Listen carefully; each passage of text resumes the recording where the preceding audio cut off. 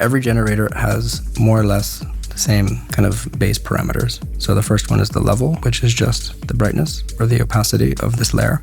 Color, we can choose a color from here. This is the color picker that Apple gives us in their API by default. So there's a few different ways you can choose your color. Scale, we kind of covered, zooms everything in and out. Rotate, rotates things either minus 180 degrees or positive 180 degrees. You'll notice that parameters like scale are what's called unipolar, which means they just go down from the smallest value to the highest value, whereas rotate kind of goes from the left and the right. It has a little divot in the center. The next thing we have is X, which because of the way the lines work, X doesn't really do anything with the current configuration. It's based on some other things being active, which I'll show in a moment. Y just moves everything along the Y-axis, which is up and down when the rotation is not applied.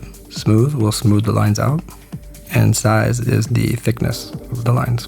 And then if a generator or effect has additional parameters, you'll see a little arrow here on the side. You can tap that and you can access the next page, and that's where you'll be able to see the other parameters. The first one we have here is the wave frequency. We can turn this up, and this is going to increase the frequency of a wave pattern in the lines. And this works in conjunction with the amplitude. So if there's no frequency, amplitude does nothing. And if we have a wave frequency active, only then will the X parameter have an effect. The next thing we have is a polar parameter, which kind of slowly morphs things from a Cartesian coordinates plane, X and Y, into a pi-based polar coordinate system, which can be really fun to use for hypnotic flowing circle effects. And then the next thing we have is the signal Garbler, which introduces noise into the algorithm, and the SG shift shifts it along a three-dimensional Z-axis, which creates a morphing flowing look.